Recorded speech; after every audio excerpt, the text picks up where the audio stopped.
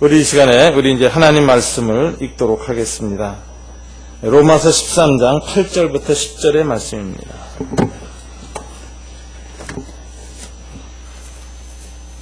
(258쪽) 8절부터 10절. 제가 먼저 8절 읽겠습니다.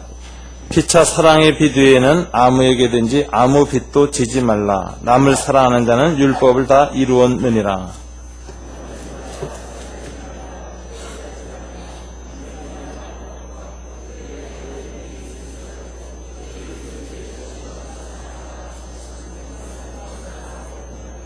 다 함께. 사랑은 이웃에게 악을 행하지 아니하나니 그러므로 사랑은 율법의 완성이니라. 그러므로 사랑은 율법의 완성이니라.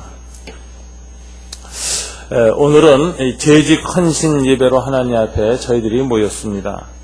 그리고 주보 내면에는 우리 재직 이름들이 명단이 다 명기되어져 있습니다. 또 우리 안에는 각 재직들이 어떤 위원회 어떤 부서에 속해서 교회를 섬길 것인가 하는 이 봉사 신청자 명단도 나와 있습니다. 또 우리 내지에 오늘 보면은 산울교회 성도의 신앙생활 지침도 나와 있고 재직 헌신 서약과 임명 동의서도 있습니다. 이 모든 과정들을 거쳐서 우리는 교회에 섬기는 사역을 하시는 우리 집사님들, 또 여러 이하 장로님, 권사님 또는 이런 분들 함께 교회의 재직으로서 봉사의 사역을 감당하려고 합니다. 이 교회에서 주어지는 이런 직분들, 장로님, 권사님, 안수집사님, 서리집사님 이렇게 되지 직분은 성격이 어떤 직분인가 하는 것을 이 아침에 우리가 다시 한번 상기하기를 원하는데, 이건 봉사의 직분입니다. 봉사하라고 부르신 직분입니다. 성경은 그래서 이것을 디아코니아, 섬김이라고 이야기를 합니다. 세상과 교회를 향한 성도의 기본 자세가 바로 이 섬김입니다. 섬김을 통해서 우리가 세상에 복음을 드러내는 것입니다. 이 교회는 섬김의 공동체다라고 이렇게 딱 봐야 될 것입니다. 그래서 교회가 어떤 공동체인가라는 것은 우리 교회에서 섬기는 직분을 가진 소위 집사인 우리 서리 집사님들, 안수 집사님들, 권사님들, 장로님들, 목회자들, 이런 교회 봉사자들의 태도가 바로 교회가 어떤 공동체인가를 세상에 보여준다고 생각합니다. 조선 말에 대원군 밑에는 유명한 종이 집사들이 4사람이 있었습니다. 이 사람들이 얼마나 대원군의 손가발이 되어져서 대원군의 정치를 직간접적으로 이렇게 열심히 감당했는지 이 4사람의 하인들을 당대에서는 4대 천왕이라고 불렀어요. 근데 이 대원군의 종들이 얼마나 권세가 강했는지 대원군의 이름으로 사람들을 패기도 하고 붙잡아 가두기도 하고, 오늘날 이 무슨 중앙정보부 같은 옛날에 이런 이 안기부 같은 그런 역할들을 다 해댔기 때문에 사람들이 대원군의 종을 보면 무서워서 떨고 도망가고 했습니다. 여러분 대원군이 나중에 이제 욕을 먹고 자리에서 물러나게 되는데도 이 종들 때문에 물러나게 되는 그 빌미가 생기고 문제가 생깁니다. 옛말에 보면은 그 집안의 이 식구들, 가족들 혹은 종들, 하인들의 태도가 그 집안의 정신, 문화, 품격을 보여준다 하는 말이 있습니다. 세상 사람들은 다른 걸로 보지 않습니다. 그 집안의 식구들, 그 집안의 하인들의 삶과 태도를 보고 그 집안을 평가하는 것입니다. 오늘날 교회에 대한 세상의 평가는 어떻게 되겠습니까? 어떤 문장이나 어떤 무슨 명분이 있는 어떤 글로 사람들은 교회를 평가하지 않습니다. 교회를 섬기는 사람들을 보고 교회에 대한 평가를 합니다. 집사님들, 안수 집사님들, 장로님, 권사님, 그리고 특별히 목회자들의 태도를 보고 교회를 평가합니다. 그런 측면에서 지난번에 우리 뉴스 구후라고 하는 그 MBC에서 방송된 이 교회의 여러 가지 모습, 특별히 목회자들 모습이 집중적으로 방영되었는데, 그것이 아마 한국 사회에서 교회의 이미지, 교회에 대한 이 선입견을 아주 부정적으로 확고하게 굳히는 그런 결과를 낳았습니다. 그걸 보면서 목회자의 한 사람으로서 참 많은 생각을 착잡하게 하게 됐습니다. 그래서 이제 개인적으로는 이런 생각을 했어요. 제가 신학교를 들어가기로 결심했던 20대 초반 그때, 중반 그때 이 텔레비를 봤다면 내가 과연 신학교를 갔을까 하는 생각을 했어요. 마음속으로 틀림없이 안 가기로 결심하는 게 아마 10중 8구였을 것이다. 이런 생각이 듭니다. 그 당시에 이제 신학교를 들어갈 때, 지금도 마찬가지입니다만은, 뭐 세상의 어떤 부귀와 명예, 영광, 이런 걸 생각하고는 그 당시에는 갈 생각도 할 수 없는 그런 분위기였습니다. 그런데, 지난 한 25년 동안에 한국교회가 물질적으로 또는 사회적으로 또는 인맥으로 굉장한 성장을 한 것 같아요. 그래서 사회 안에서 힘을 가진 단체로 성장을 한 겁니다. 그리고 이 힘을 지금 상당히 오용하고 있고 남용하고 있습니다. 그 결과로 교회에 대한 이런 우리 사회에서의 문제점들이 지적되어지고, 특별히 목회자들이 그 표적이 되어져서 예수님의 집안의 하인이 예수님을 아주 그 명예를 땅에 떨어뜨리는 이런 모습을 이제 보이면서 참 가슴이 아팠습니다.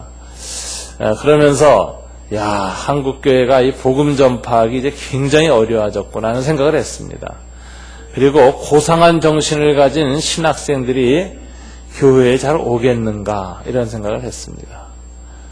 그러면서 어떻게 보면 이렇게 이 목회자에 대한 부정적 인식이 전반적으로 퍼지는 것이 앞으로 교회 갱신하는 데에는 또 도움이 될 수 있다는 생각을 했습니다. 반성도 하게 될 뿐만 아니라 앞으로 교회를 다른 생각 가지고서는 좀 신학생들이 덜 지원하지 않을까 이런 생각이 들어요.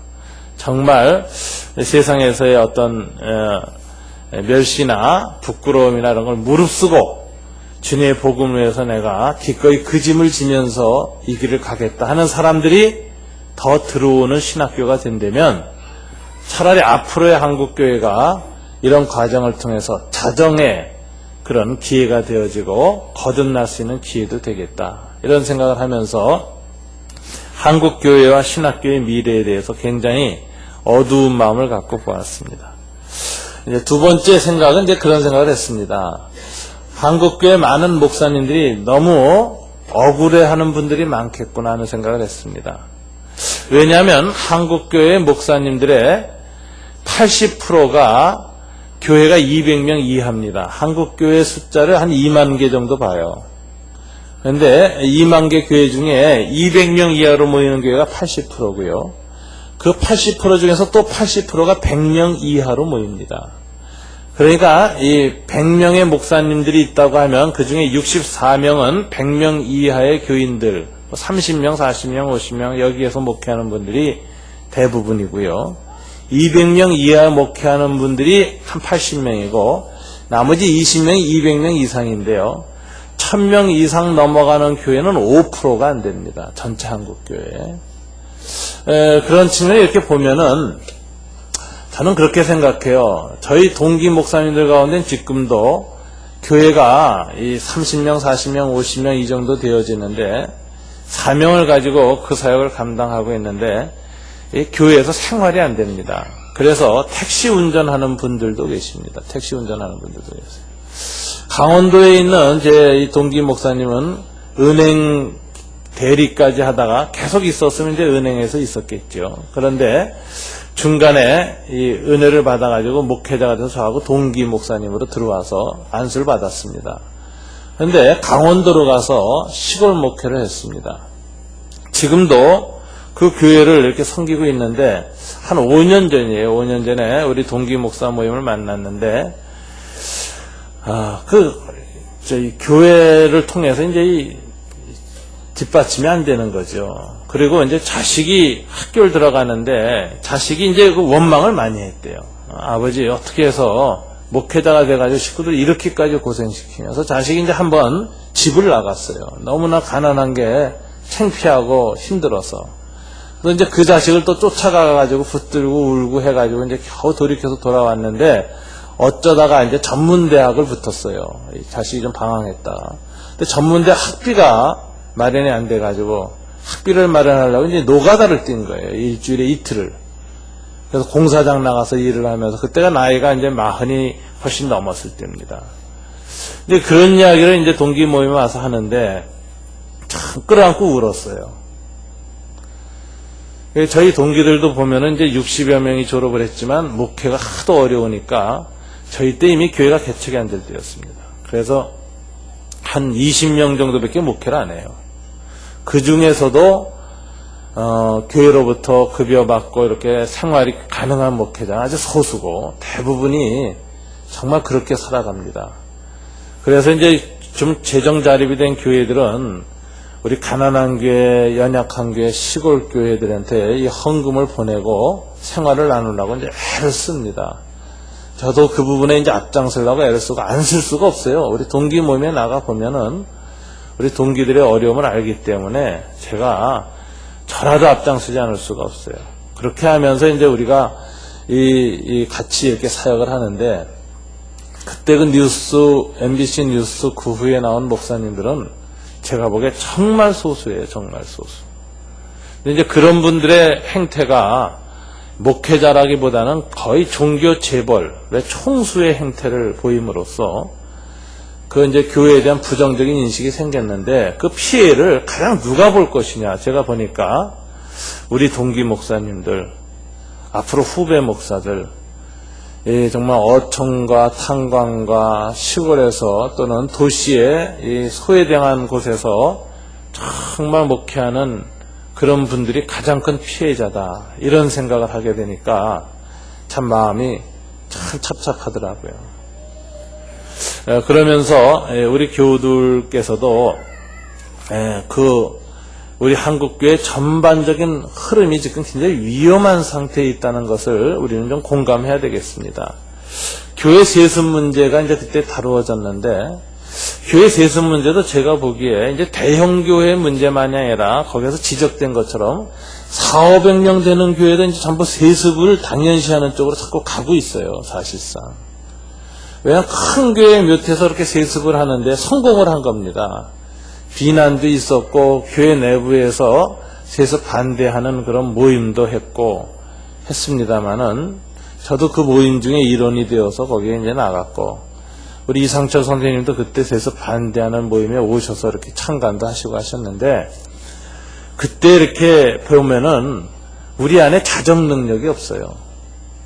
교회 안에 자정 능력이 없고 오히려 그런 걸 주장하는 분들이 교회를 파괴하는 사탄의 무리로 이렇게 몰리게 되어지고 거기 앞장섰던 사람들은 지금 한국교회에 발을 붙일 수가 없습니다. 있던 교회에서 다 쫓겨나요. 거기 목사님도 다 쫓겨나서 지금 다 개척하고 있습니다. 있던 교회에서. 압력이 오는 거죠. 우리 교회는 거기 제가 이렇게 같이 섰어도 안 쫓겨나는 건 우리 교인들이 건강하기 때문에 제가 안 쫓겨난다고 생각해요. 근데 제가 보니까는 박득흠 목사님 쫓겨나서 언덕교회 개척했죠. 방인성 목사님 뉴스에 이제 하시면 이번에 또 나오시는 것 같아, 내가 알기에는. 교회 사임하고 개척하는 걸로 이렇게 정돈된 것 같은데 이런 식의 그 흐름이 한국교회에서 이제 계속 지금 있습니다. 보면서 우리 안에 자정 능력이 이제 없구나. 이런 가슴 아픔이 있어요.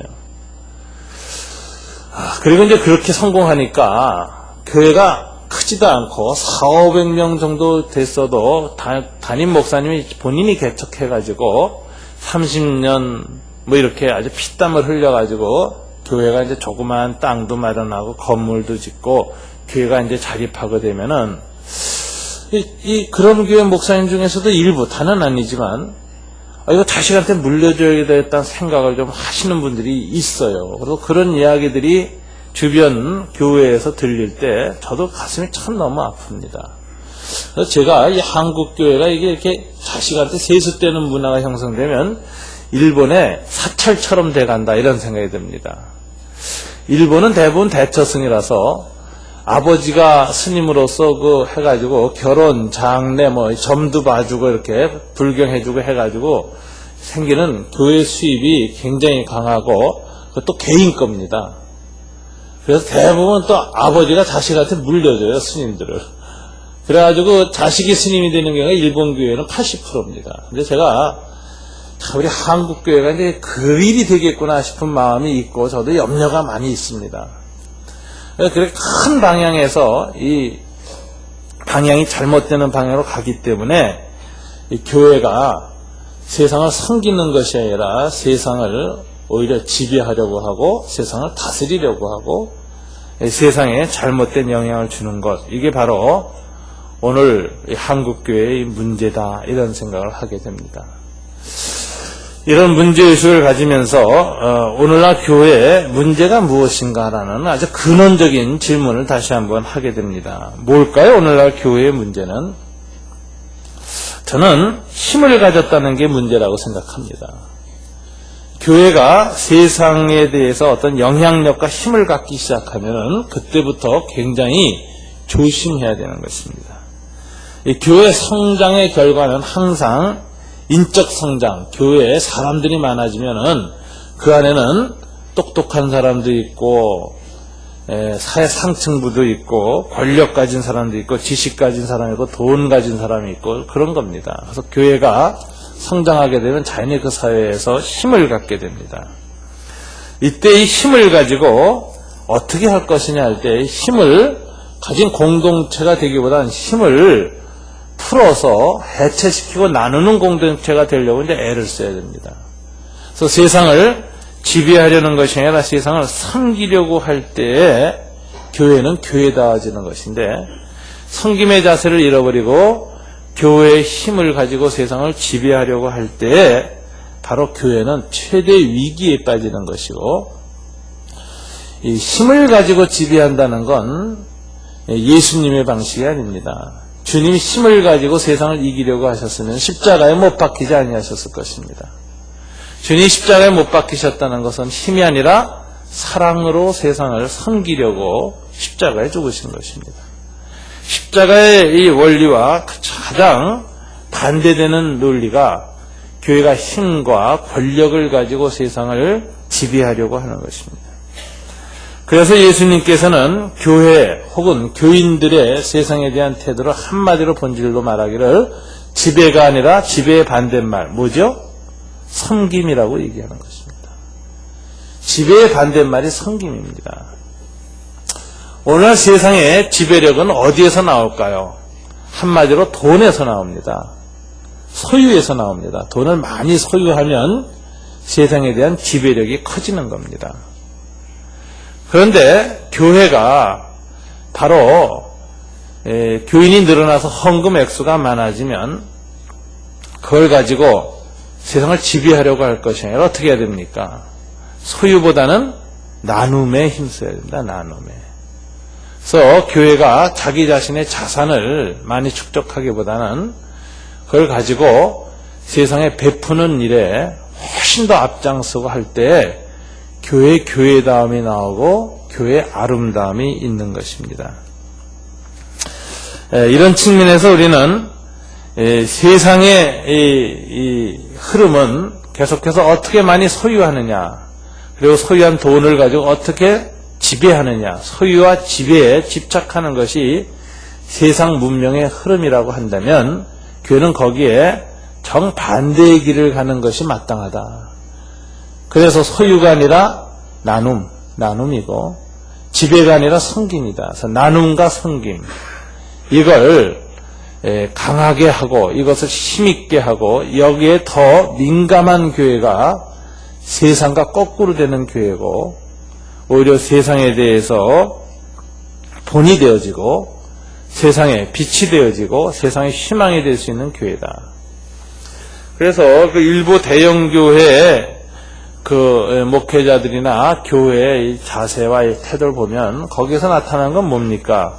그 교회가 세상과 똑같이 지배하려고 하고 소유하려고 한다. 소유와 지배의 욕망에서 교회 공동체나 교인들이나 목회자가 벗어나지 못할 때 세상으로부터 돌팔매질을 당하는 것입니다.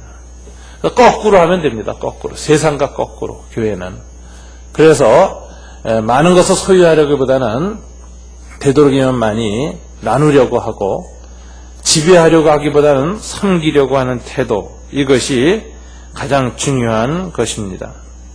그래서 성경은 하나님의 교회에서 일하는 목회자들을 또는 장로님들, 안수집사님, 권사님 또는 우리 이제 서리집사로서 같이 이렇게 재직으로 봉사하는 분들을 한결같이 가리켜서 뭐라고 표현했느냐면 하나님의 종이라고 표현했어요. 이 종이라는 표현은 한마디로 섬기는 자다. 종은 소유할 수가 없습니다. 그렇잖아요? 그것은 소유할 수가 없습니다. 그건 주인의 것이기 때문에 그렇습니다. 이 목회자들이 교회를 세습한다는 건 뭘 말하는 것이냐? 교회를 사적 소유로 여긴다는 거예요. 내가 가게 꾸려가지고 키워서 슈퍼마켓 만들고 또 잘 운영해가지고 이마트 같은 대형 마트를 만들어서 이거 내 거다. 그리고 교인들이라는 것은 뭐 영적 소비자다, 고객이다 교회. 근데 내가 만든 이 교회, 이제 교회라는 이 가게에 찾아온 소비자다 이렇게 생각하고 내가 주인이다 이렇게 생각하고 내가 힘들어서 개척해가지고 피땀 흘려 만들었으니까 이게 내 거다.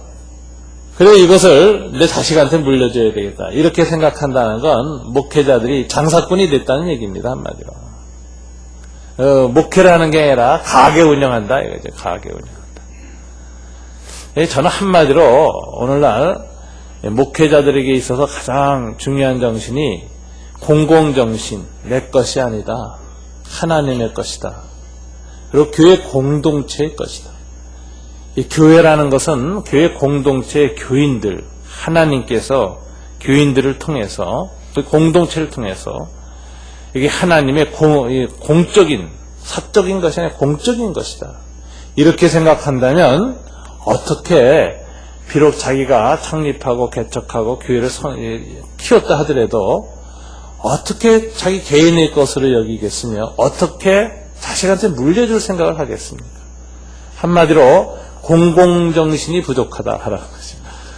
이건 하나님 앞에서 내가 하나님의 종이 아니라 내가 이 교회의 주인이다라고 하는 생각을 가질 때 생기는 문제다라고 생각합니다.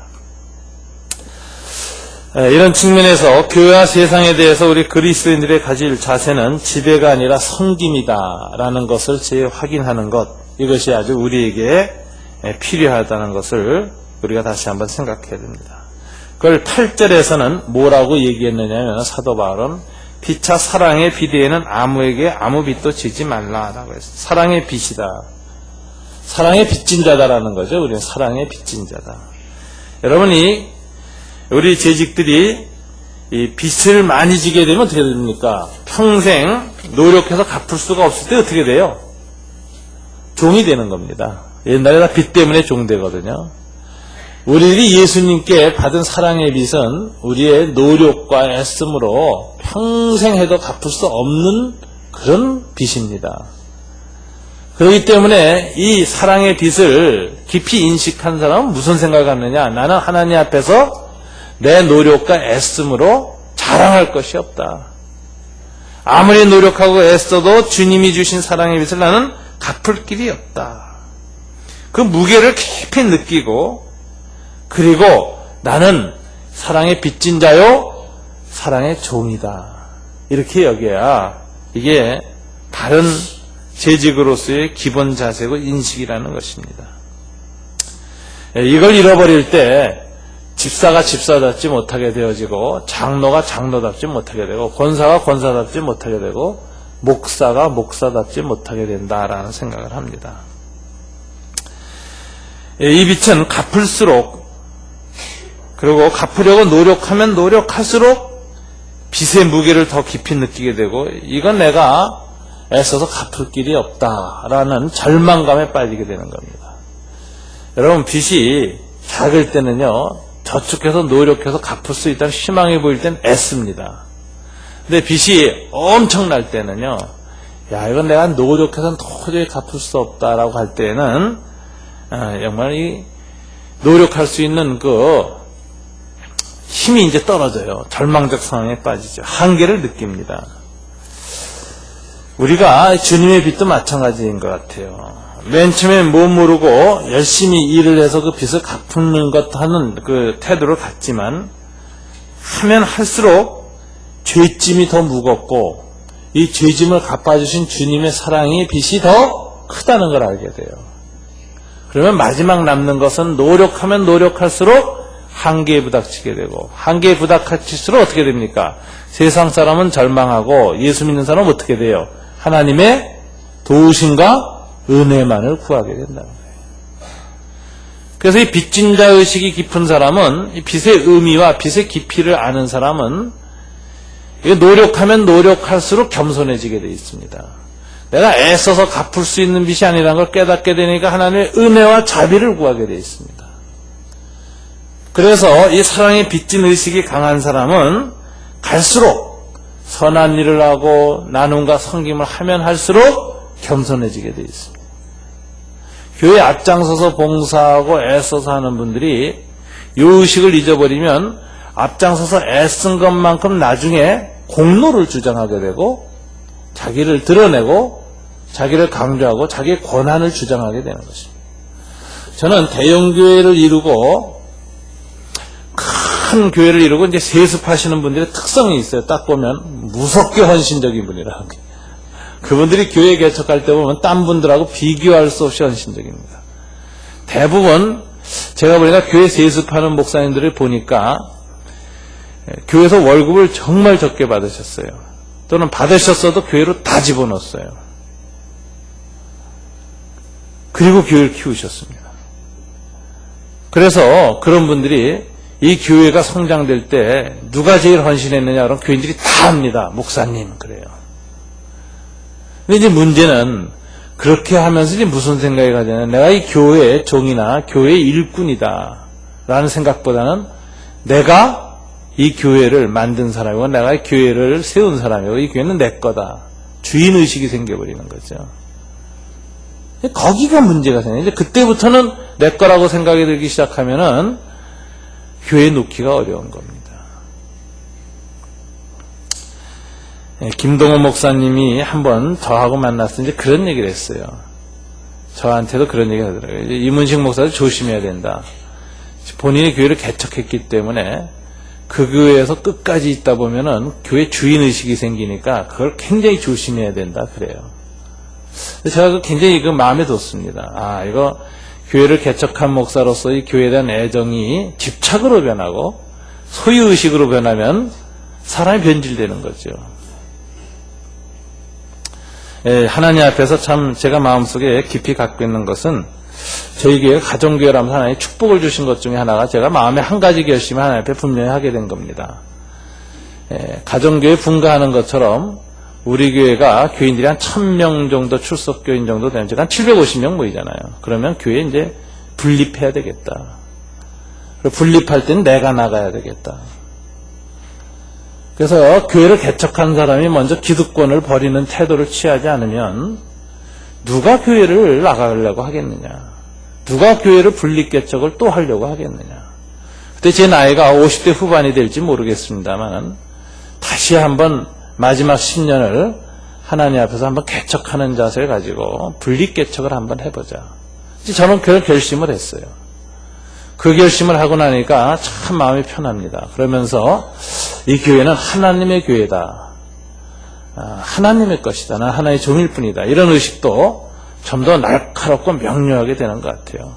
마음속에서는 어떻게 아름답게 떠날 준비를 할 것인가에 대한 준비도 제 의식 속에서 하나하나 준비가 돼가고 있습니다. 어떻게 해야 이 교회를 아름답게 세우고 아름답게 분립하고 아름답게 후임자한테 남기고 나는 또 다른 사역을 향해서 나아갈 것인가, 이런 마음의 준비를 하게 되는데, 이런 것들이 이제 저한테는 개인적으로 이 교회는 하나님의 것이거나 하나님의 종이다라는 공공의식을 더 분명히 하는 좋은 기회가 됐습니다. 저는 이 가정교회야말로 저는 이 섬김이 영성입니다. 섬김의 영성. 가정교회 지도자들이 다 섬기는 직분이죠. 섬겨야 된다고 강조하고 있습니다. 그리고 교회의 재산과 재정은 나누는 일에 힘써야 됩니다. 복음 전파하는데 선교를 위해서 나눠야 되고 우리 사회에 가난한 사람 돌보는 일에 나눠야 합니다. 지난주에 우리 권명애 권사님 기도가 제 마음을 굉장히 감동을 줬습니다. 그래서 주보에 그 기도문을 실었습니다. 여러분 한번 그 기도문을 다시 한번 좀 읽어보십시오. 우리 교회가 어떤 방향으로 나가야 할 것인가를 기도 중에 하나님이 감동을 주셔서 저한테 깨닫게 해주시고 다시 한번 확인시켜 주셔서 이거는 좀 주보에 좀 써야 되겠다 생각해서 기도문을 달라 그래가지고 실었습니다. 여러분 섬김과 나눔을 통해서 사랑의 빚진 자로서 이 사랑을 갚는 일을 최대한 애쓰고 힘쓸 때 교회는 교회답게 된다라는 것 기억하셔야 되고 우리 교회가 가정교회로 이렇게 바뀌어서 지금 2년이 이제 넘어고 3년차 들어가는데 가정교회가 성숙한다는 건 뭐가 성숙하는 거냐? 섬김과 나눔의 정신이 충만해진다는 걸 의미하는 겁니다. 그래서 가정교회를 통해서 서로 섬겨야 돼요. 목원들도 목자 섬김만 받는 습관이 들면 안 됩니다. 목원들도 서로 섬겨야 됩니다. 자기 가정을 좀 여십시오. 다른 가정교회 교인들을 자기 집에서 좀 섬기십시오. 불신자들을 초대하십시오. 그리고 가정교회 안에 해외 선교위원들도 있고 사회 선교위원들도 있습니다. 그런 분들과 함께 가정교회 예수의 이런 그 공동체가 모여서 뭐 하겠습니까? 우리 사회에 소외된 사람들, 어려운 사람들, 주위에 거하고 힘든데 좀 방문하십시오. 여러분들이 내는 헌금이나 회비 같은 거 가지고 좀 먹을 것, 입을 것 좀 싸들고 가서 나눠주십시오. 그래서 우리 사회에 감동을 주는 공동체가 돼야 교회가 희망이 있지, 감동을 주지는 못하고 오히려 비난이 된다면 교회가 어떻게 세상의 희망이 될 수 있겠습니까? 예수님의 교회를 창설하신 이 뜻하고 너무 먼 공동체가 지금 일부 교회가 돼가고 있고 그런 인식이 확산돼 나가는 걸 볼 때 너무 가슴이 아픕니다. 이거 극복하는 방법은 단 하나입니다. 우리 교회 모든 재직들 오늘 특별히 앞장서서 섬김이 본이 돼 주시기를 바랍니다. 그 다음에 나눔을 힘써 주셔야 됩니다. 나눔을. 그래서 여러분들이 계속 나눔의 헌금이나 이런 걸 통해서 나누시고 나눔을 위한 실천을 하시고 그래서 주변에 있는 이 3번 지역과 군포 지역에 있는 소외당한 사람들이 산울교회는 정말 우리에게 힘이 되는 교회입니다. 산울교회가 있어서 우리는 위로가 됩니다. 산울교회가 있다는 것 때문에 이 일을 계속할 수 있습니다. 좀 우리 사회에 소외된 사람들을 돌보고 있는 사람들에게 힘이 되고 격려가 되고 동지가 되고 동반자가 되는 교회가 되도록 우리가 애를 써야 되는데요. 이거는 목장에서부터 시작해야 됩니다. 섬김과 나눔이라는 정신을 잃어버린 목장은 선교도 못하고 개혁도 못하고 주님의 빛도 드러내지 못합니다. 그래서 이 아침에 사랑의 빛 위에는 아무에게도 아무 빛도 지지 말라. 남을 사랑하는 자는 율법을 다 이루었느니라. 9절에 보면 내 이웃을 내 자신같이 사랑하라. 10절에 보면 사랑은 율법의 완성이니라. 사랑에 빚진 자로서 사랑 갚음의 행위를 나눔과 섬김으로 끝까지 행할 때 교회는 세상의 소망이 되어지는 것입니다. 여러분 오늘 재직 헌신 예배 드리면서 우리 재직 여러분들 다시 한번 이와 같은 교회의 사명을 재확인하고 헌신하시고 우리가 모일 때마다 이 일에 힘쓰는 저와 여러분 되시기를 주님 이름으로 축원합니다.